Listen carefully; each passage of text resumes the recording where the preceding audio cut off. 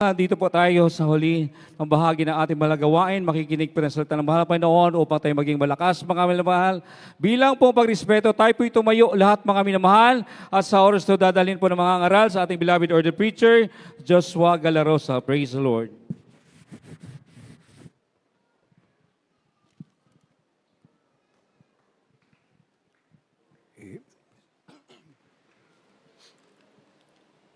Praise the Lord. God bless you, beloved co-preacher, my Father Robert Rondina. Type ng mga minamahal ay manalangin sa ating pinakamamahal na Panginoon. Hallelujah. Praise the Lord. Kapagpala namin ang Diyos na makapangyarihan sa lahat ng madalo sa pangalan ni Jesus. Narito kami, pinakamamahal namin Panginoon, patuloy na papapatawalang ang pagpupuri, pagkapasalamat ng Diyos sa paglangis mo sa bawat yugto na aming panambahan sa araw na ito. Lalong-lalo ng pagkilos mo sa aming kalagitnaan sa bangitan ng Banal na Espiritu ka. At this point to God, through the leading prayer of the beloved normal evangelist, pastor, well as not Almada, and prophet of God, our beloved Mama Dar, the beloved Albi, the family of Diyos, minsan na malapay noon, pahintulutan ng ibang lingkod ng iyong salita, aking may payag na may pag-ibig at kasaming kapangyarihan. Ngalagisan mo yung salita ng Diyos, alis yung mga hadlang sa aming kalagitnaan, demons of destruction, opposing spirit, shout about the powers of darkness. I command you to be proved, we bind in the mighty name of Jesus. Amen. Praise the Lord. Tayo po ay makaupo na mga himala sa ating mga kinauupuan. First and foremost, the highest praise, glory, and honor, thanksgiving, and worship to our loving God, our great God, and there is Jesus, the King of kings, the Lord of lords, the Almighty God, the everlasting Father, the Prince of Peace, the Creator of the universe. I give double honor and respect to our beloved parents in the Lord who remember and cherish the blessed preachings and teachings of our beloved normal evangelist, Pastor Walde Almeida, the man of God, the prophet of our loving God, and our beloved normal Assistant Pastor Len Almeida, beloved Mama there. Greetings to the beloved Almeida family, beloved preachers, workers, to all of you beloved brethren, a pleasant afternoon to everyone, sa lahat ng ating mga webcasts, viewers, at ng mga mantabay ng ating banalagwain dito sa Central Visayas. Magandang hapon po sa inyong lahat, mga minamahal. Praise the Lord. Atin na pong buksan, mga minamahal, ang ating banal na kasulatan. Let us open our Bible from the book of Revelation, chapter 2, verse 25. From the book of Revelation chapter 2 verse 25, but that which ye have already hold fast till I come. Amen. Praise the Lord. Dito po sa aklat ng Apokalipsis, Kapitulo 2, ang talatay 25. Gayumay ang nasa inyo yung panghawakan ninyong matibay hanggang sa ako'y pumarian. Amen. Hold fast to what you have. Amen. Hold fast to what you have. Anong meron tayo, mga minamahal? Itong ating pananampalataya na dito nabuksan ang ating puso't isipan. Amen po ba, mga minamahal? Amen? Kaya tayo po ay nagkaroon ng panampalataya dahil nakita natin mga dakilang tanda, ang kabutihan ng Diyos, ang kapangyarihan na nagmumula sa ating pinakamalapang Panginoon, sa libo-libo natin mga kapatiran, millions, ang member ng GMCIM, mga minamahal, halos tayo pong lahat, mga minamahal, ay naranasan po natin mga pagpapala nagmumula sa ating mabait na Diyos. Amen. Binago ang ating buhay, gumaling ang ating karamdaman sa dalangin ng ating beloved parents, the Lord, ating minamahal, ating ginagalang evangelista, Walde Almeida, ating beloved Mama Der, the beloved Almeida family. Dito tayo pinagpala, napalaya tayo sa pagiging alipin ng pagkakasala. Nagkaroon tayo ng kapayapan sa puso't isipan. Amen. Dahil dyan, mga minamahal, dito tayo nagkaroon ng pananampalataya. Palapakan natin ang ating pinakamalapay noon. Kaya, sabi ng banal na kasulatan, mga minamahal, na ating pong panghawakan ninyong matibay ang nasa inyo. Amen? Hindi lang basta-basta hawakan, kundi tibayan natin. Kupta na itong maayo. Dahil Natural. Kaya tayo ay nagpapatuloy sa paglilingkod sa Diyos dahil meron tayong pananampalataya. Amen. Sa oras na mawalan tayo ng pananampalataya, ay hindi tayo makapagpapatuloy. Ganun kaimportante ang meron tayo itong pananampalataya. Amen. Na dito tayo nagkaroon ng pananampalataya sa gawain ito ng paglilingkod sa ating pinakamamahal na Panginoon Sus. Palapakan natin ang ating pinakamamahal na Panginoon. Everybody say, praise the Lord. Kaya sapat na ito, mga minamahal. Amen. Huwag magpadala sa mga maling turo. Amen. Sapat na ang paglilingkod natin na meron tayo. Humawak tayo ng mahigpit. Amen. Hawakan natin ng mahigpit. Amen. Itong pananampalataya na meron tayo dahil anong sinasabi ng 2 John chapter 1 verse 7, mga minamahal? From the book of 2 John chapter 1 verse 7. For many deceivers are entered into the world, who confess not that Jesus Christ is come into the flesh. This is the deceiver and antichrist. Dito po sa aklat ng Ikalawang Juan, Kapitulo 1, talatay 7. Sapagkat maraming magdaraya na nagsalitaw sa sanlibutan, sa makatuwid ay ang mga hindi nagpapahayag na si Jesucristo ay napariritong nasa laman. Ito ang magdaraya at ang Antikristo. Amen. Mayroong mga deceivers. Amen. For many deceivers are entered into the world. Amen. At sinasabi ng Banal na Kasulatan, even the very elect will be deceived. Even the very elect will be deceived. Kahit na yung pinili na ng mahal na Panginoon, hallelujah, manadaya pa. Oh. Kaya, mga minamahal, itong meron tayo, mga minamahal, itong ginagawa ng ating pinakamamahal na Panginoon Jesus, mga dakilang tanda, mga nangyayari dito sa gawain ng GMCIM, mga dakilang himala na hindi magagawa ng tao, tanging ang ating pinakamamahal na Panginoon Jesus lamang ang makagagawa, sapat na po ito para sa atin. Palapakan natin ang ating pinakamamahal na Panginoon Jesus. Amen. Hindi sa magitan ng magaling na pananalita, mga minamahal. Amen. Ang sabi ni Apostle Pablo, my speech and my preaching was not with enticing words of man's wisdom, but in demonstration of spirit and power, that your faith should not stand in the wisdom of man, but in the power of God. For the kingdom of God is not in word, but in power. Amen. Hindi puro salita. Amen. Yung mga gagamitin ng nakaaway, magaling magsalita yan. Hindi yung gagamit ng basta-basta lang tao, mga minamahal. May karunungan yan, may kaalaman. Amen. Para madisib yung gusto niyang madaya. Amen. Kaya sabi ng Banal na Kasulatan, hawakan natin matibay itong nasa atin. Ano ito? Itong ating pananampalataya. Amen. Palapakan natin ang ating pinakamahal na Panginoon Jesus. Hallelujah. Dito sa atin, mga minimal, ang nagpapatotoo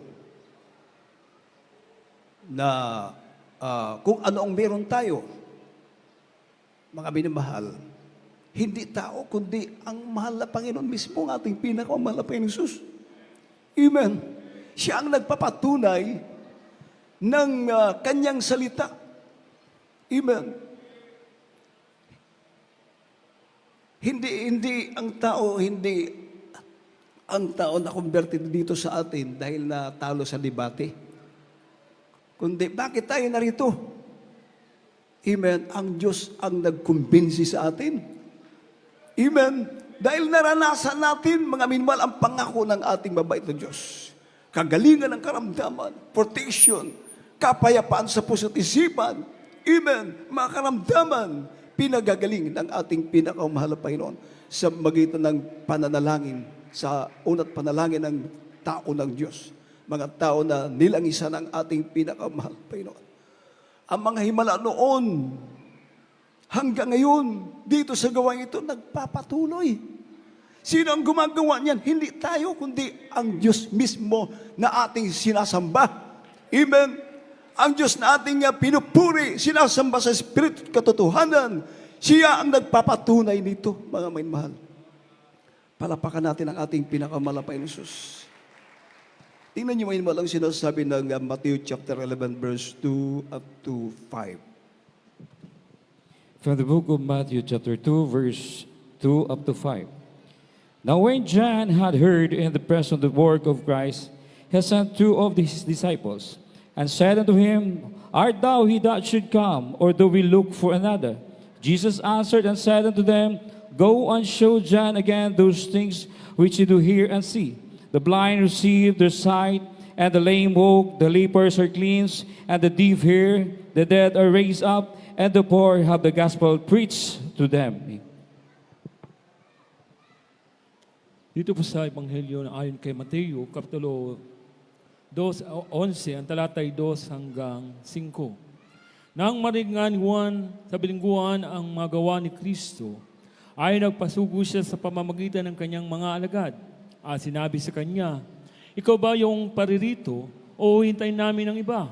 At sumagot si Jesus sa kanila'y sinabi, Magsiparoon kayo at sabihin ninyo kay Juan ang mga bagay na inyong nangaririnig at nangakikita.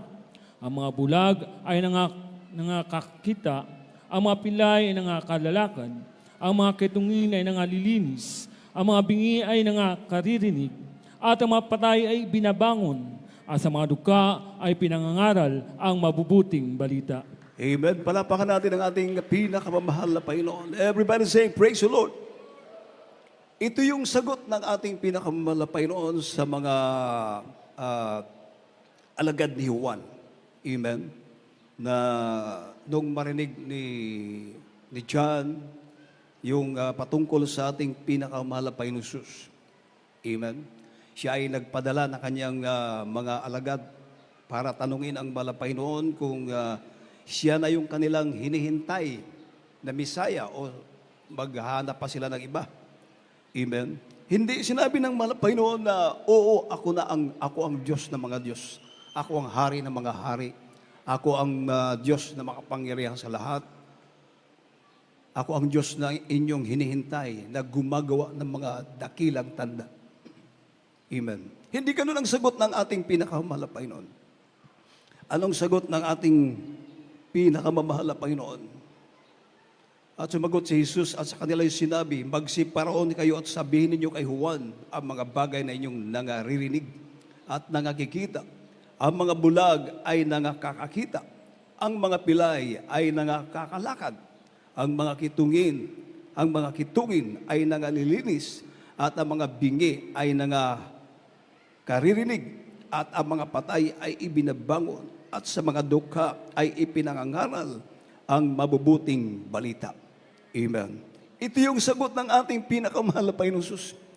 Amen. Ito yung mga himala na sinabi ng ating pinakamahal na Panginoon. Mula pa noon hanggang ngayon, mga minamahal, ito ay nangyayari sa gawain ito ng GMCIM. Palapakan natin ang ating pinakamahal na Panginoon Jesus. Kaya nga, sariwa pa yung ating krusada. Mga minamahal, ito po ay hindi po natin pwede kalilimutan. Amen. Dahil sinasabi ng Banal na Kasulatan, Remember His marvelous works that He hath done, His wonders. Amen. Alalahanin daw natin mga himal ang kanyang mga kagilagilalas na mga gawa na kanyang ginawa. Amen. Dahil hindi natin magagawa yung ilang taon na hindi makalakad. Amen. 5 years hindi makalakad dahil sa napakaraming karamdaman. Imagine. Amen. Subalit, nung krusada natin na ginawa, bali 4 yung krusada natin sa Buntok, Buntok Leyte, sa Naval Leyte, Inupakan Leyte, then sa Kananga, mga minimal Kananga Leyte. almost 5 years na hindi makalakad dahil sa napakaraming karamdaman. At ang sabi ng doktor, itong pasyente, sabi sa kanyang mga mahal sa buhay, pakainin niyo na sa gustong kainin, ipakain niyo na sa kanya. Pag magsabi ang doktor ng ganyan, ibig sabihin, ang pasyente, hopeless na, wala ng pag-asa. Amen. Ganon ang sitwasyon. Subalit, gaano makapangyarihan ang Diyos na ating pinaglilingkuran dito sa GMCIM. Dahil nang dumalo sa gawain ng ating pinakamahal na Panginoon, amen, ilang oras lang, minuto yung kanyang paghihintay after receive the water baptism in Jesus' name. On the spot, instant, pinalakad ng ating pinakamamahal na Panginoon Jesus. Palapakan natin ang ating mabait na Diyos. Buhay ang Diyos na ating pinaglilingkuran. Hallelujah. Mula noon hanggang sa mga oras na ito, patuloy na kumikilos ang kapangyarihan ng ating pinakamamahal na Panginoon. Patuloy na gumagawa ang ating pinakamamahal na Panginoon. Patuloy na kanyang pinatotohanan ang kanyang salita na dinadala ng ministering ito, mga minimal. Sa magitan mga tanda, mga himala, mga lumpo, pinalalakad ng ating pinakamahal na Panginoon. Mga bingi, nakakarinig, hallelujah, mga patay, binubuhay ng ating pinakamahal na Panginoon. Amen. At sa mga dukha, ipinapangaral ang salita ng ating mabait na Diyos. Diba?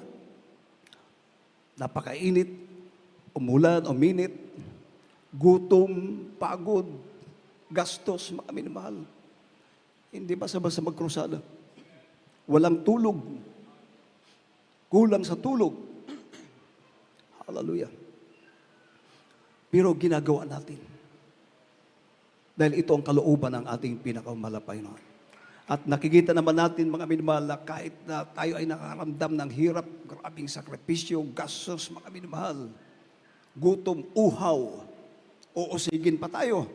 Pero pag nakita naman natin ang mga himala ng ating pinakamahal na Panginoon, yung hirap na ating naranasan, pinapalitan ng kagalakan ng ating pinakamahal na Panginoon. Dahil pinapatunayan ng ating mabait na Diyos, mga minmahal, na itong ating ginagawa, hindi baliwala, mga minmahal, hindi magiging baliwala, kundi may kabuluhan, mga minmahal, dahil pinatotohanan ng ating pinakamahal na Panginoon. Ibig sabihin, tayo ay sinasama ng ating mabait na Diyos. Amen. Ang Diyos na ating pinaglilingkuran mula noon hanggang ngayon, hindi nagbabago ang kapangyarihan na meron ng ating pinakamamahal na Panginoon. Hindi kumukupas, nananatili hanggang sa walang hanggan, mga minamahal. Nangyayari sa gawain ito ng Jesus Miracle Crusade International Ministry. Amen. Sa Kananga, if I'm not mistaken, mga minamahal, umabot ng 167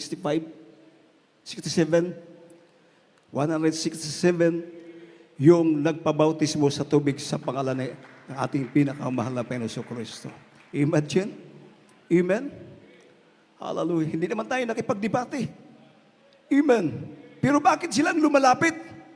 Parang may magnet, mga imagine na first day pa lang ng ating krusada, yung mga tao, mga baguhan na nasa harapan, para silang minamagnet, mga minmal, hallelujah, may kapangyarihan, mga minmal, sila na mismo, mga minmal, nag-offer na kanilang sarili, mga minmal, na doon tatanggap ng bautismo sa tubig sa pangalan ni Jesus. At totoo naman, hindi sila binigo ng ating pinakamahal na Panginoon. After receive the water baptism, nandyan na, first day pa lang sa ating crusade, mga minmahal, hallelujah, naglalakad na yung mga hindi makalakad, hallelujah, yung mga binubuhat, after receive the water baptism, in Jesus' name, mag-isa na, naglalakad, umiiyak, hallelujah. Bakit, mga minmahal? Sila ay nakakita ng himala, nagmumula sa ating pinakamahal na Panginoon Jesus, pinalalakad ng ating mabait na Diyos. So,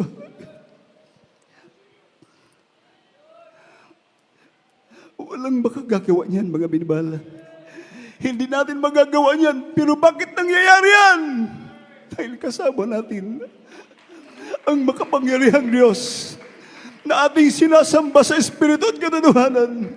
Sabi ng banal na kasulatan, isang kaluluwa lang ang magsisi, makalapit sa ating pinakamamahal na Panginoon. Ang kalagitan, grabe ang katuwan, dahil sa isang kaluluwa na lumapit sa ating pinakamamahal na Panginoon. Eh dito, mga minamahal, napakaraming kaluluwa, hallelujah, pinapalapit ng ating pinakamamahal na Panginoon. Bakit? Dahil nakikita nila, hallelujah, ano ang meron tayo.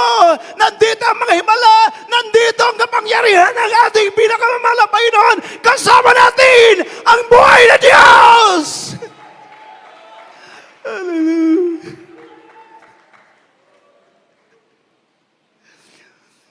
Purihin ang ating pinakamahal na Panginoon. Mga imposible, nagiging posible dito sa gawain ng Jesus Miracle Crusade International Ministry. Amen. Hindi mangyayari ito kung hindi natin nasunod ang kalooban ng ating pinakamahal na Panginoon. Because God heareth not sinners. God heareth not sinners. But if any man be a worshiper of God and do it His will, him He heareth. Amen. Hindi makikinig ang tao, ang mahal na Panginoon sa mga taong makasasala. Amen. Kahit anong panalangin, anong prayers. Katulad natin nung araw nung tayo ay nasa reliyon pa. Tumanda na tayo, pumuti na yung buhok natin. Amen. Pagpasok sa simbahan, puno ng karamdaman, alipin ng mga bisyo, paglabas, ganun pa rin, mga minmahal. Hallelujah. Habang tumatagal ang panahon, tumatanda tayo, pero walang pagbabago, walang resulta ang ating paglilingkod sa ating malapay nung araw. Pero ngayon, malaki ang kaibahan. Amen. Palapakan natin ang ating mabait na Diyos. Hallelujah. Kaya nga tayo ay nagpapatuloy. Bakit? Hallelujah. Nararamdaman natin, nakikita natin, nakasama natin ang ating mabait na Diyos. Amen. Palapakan natin ang ating pinakamalapay na Jesus. Dahil kung hindi tayo sinasamahan ng malapay noon, wala ito mga himbalang ito, mga minamahal. Amen. Anong sabi ng 2 John chapter 1 verse 9? From the book of 2 John chapter 1 verse 9. Whosoever transgresseth and abideth not in the doctrine of Christ has not God. He that abideth in the doctrine of Christ, he hath both the Father and the Son. Dito po sa aklat ng ikalawang 1, kapitulo 1, ang talatay 9. Ang sinumang nagpapatuloy at hindi nananahan sa aral ni Kristo ay hindi kinaroroonan ng Diyos. Ang nananahan sa aral ay kinaroroonan ng Ama at gayon din ng Anak. Amen. Tingnan niyo mga minamahal, sino mang nagpapatuloy at hindi nananahan sa aral ni Kristo ay hindi kinaroroonan ng Diyos.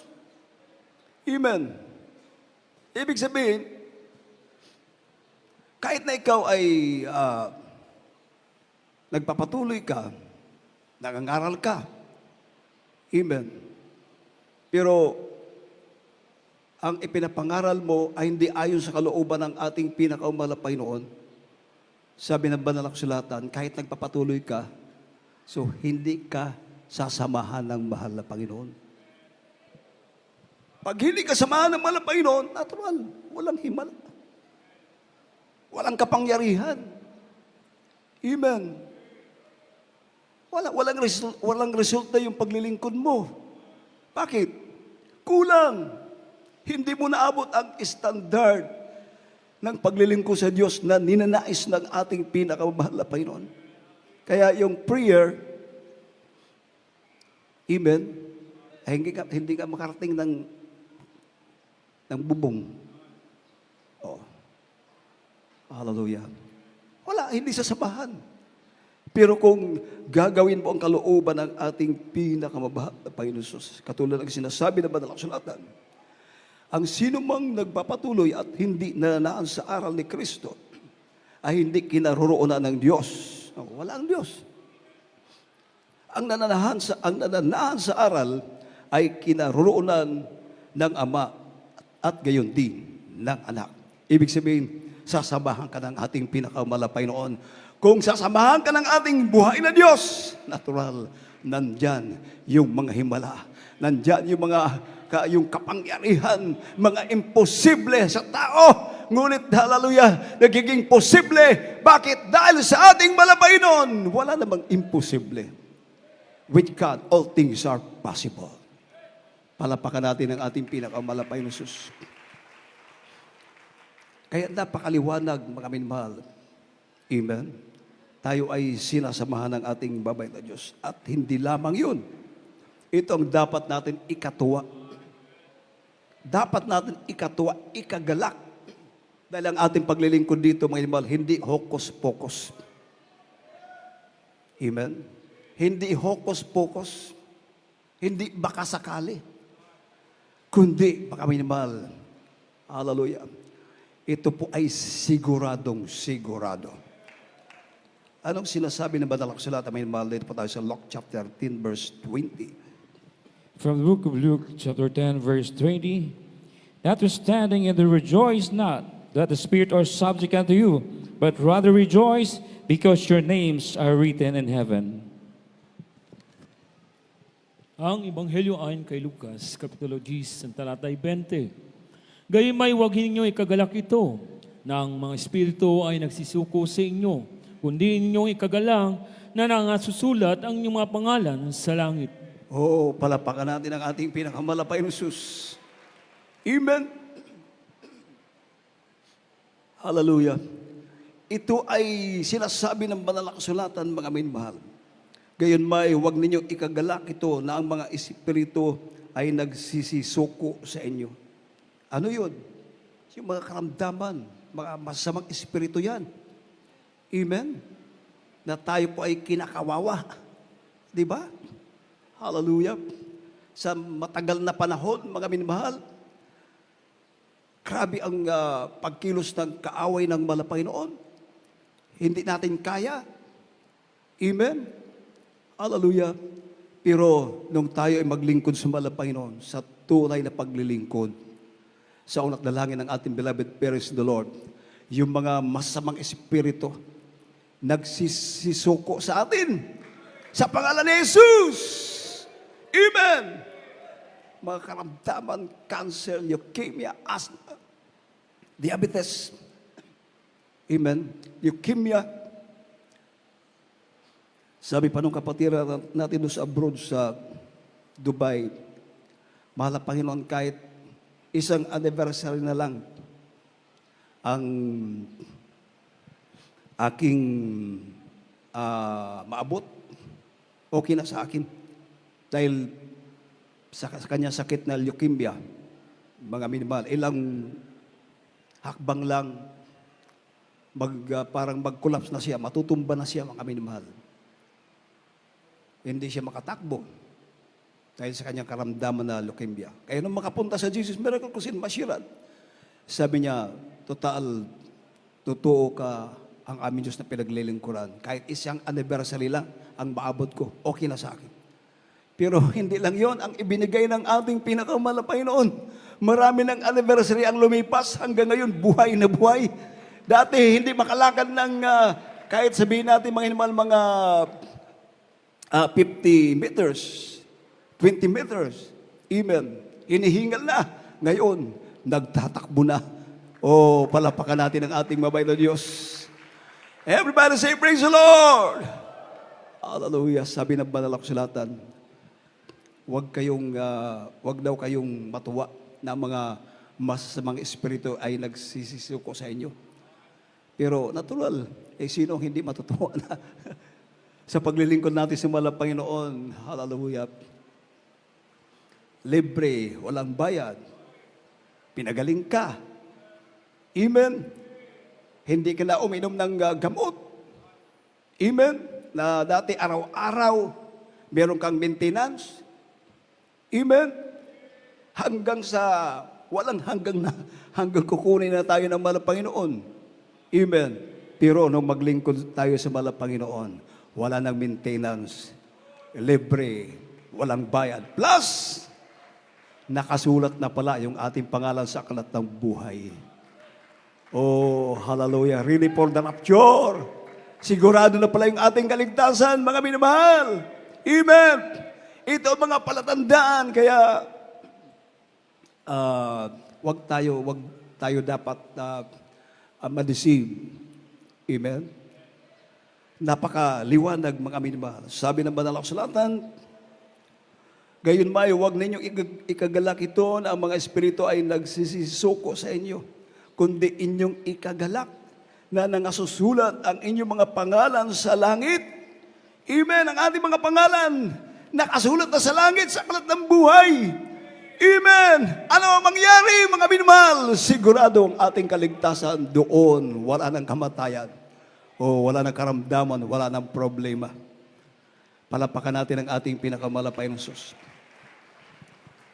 Dahil sinasabi ng Revelation chapter 20 verse 15, From the book of Revelation, chapter 20, verse 15. And whosoever was not found and written in the book of life was cast into the lake of fire.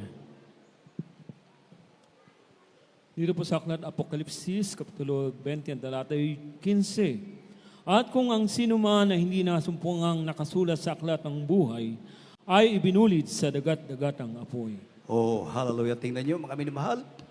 Amen. Pero, salamat sa ating pinakamalapay noon. Hallelujah. Dahil dito sa mga himala na ating naranasan, ating nakita, na nung araw, hindi natin naranasan to. Dito lamang sa tunay na paglilingkod sa ating pinakamalapay noon. Tanda. Amen. Hallelujah. Sinasabi ng ating pinakamalapay noon na ang ating mga pangalan ay nakasulat na sa aklat ng buhay. Oh, hallelujah. Palapakan natin ang ating pinakamalapay ng Diyos. Sigurado na palang ating kaligtasan dito. Kaya, hallelujah, sana wag tayong madala. Amen? Yung mga nagsasalita na anumang mga sinasabi para dayain tayo, para madisip tayo. Amen. Sapat na ito. Amen, mahal. Amen. Itong ating paglilingkod sa ating pinakamalapay. Last verse po natin. Ang sabi ng 2 Thessalonians chapter 2 verse 15. From the book of 2 Thessalonians, chapter 2, verse 15. Therefore, brethren, stand fast and hold the tradition which ye have been taught, whether by word or our epistle. Dito po sa ikalawang taga-Tesalonica, Kapitulo 2, ang talatay 15. Kaya nga mga kapatid, kayo'y mga pakatibay at inyong panghawakan ang mga aral na sa inyo'y tinuro, maging sa pamagitan ng salita o ng aming sulat. Palapakan natin ang ating pinakamalapay ng Diyos. Magpakatibay tayo sa paglilingkod sa malapay noon. Amen. Huwag tayo magpadala doon sa mga anuman mga binubulong ng kaaway. Amen. Sapat na po ito. Amen. Panghawakan natin. Amen. Itong meron tayong pananampalataya. Huwag natin hayaan na ito ay mawala pa sa atin, mga minamahal. Ibig sabihin, magpapatuloy tayo. Nandito na, mga minamahal. Ibinuhos na ng ating pinakamalapay ng Diyos ang masaganang pagpapalag spiritual. Amen. Hallelujah. Ang ating beloved parents in the Lord, nag-iwan sa atin ng legacy. Itinuro niya ang lahat ng bagay. Amen. Hallelujah. Kaya sa mga gubang ganap, sa mga aral ng ating beloved parents in the Lord, ano ang resulta? Tayo ang pinagpapalag. Amen. Tayo ang nagtatamasa ng mga pagpapalag. Nangyayari sa ating buhay ang mga pangako ng ating pinakamamahal na Panginoon Diyos. Palapakan natin ang ating mabay na Diyos. Amen. Magpakatibay tayo, magpakatatag sa paglilingkod sa ating pinakamalapay noon. Yung mga aral ng ating beloved parents in the Lord, mga minmahal, patuloy po nating alalahanin. Wag po natin kalilimutan. Ito yung ating magiging gabay, patnubay. Amen. Palapakan natin ang ating pinakamalapay na Diyos. Dahil kung hindi natin nagawang standard ng malapay, hindi natin sasamahan ng malapay noon, di ba? Amen. Pero bakit, mga minamahal, nandito ibinuhos ang masaganang pagpapalang spiritual. Oh, hallelujah. Everybody say, praise the Lord. Say, hallelujah. Amen. Sapagkat ito, minamahal, wala tayong oras, atin na po.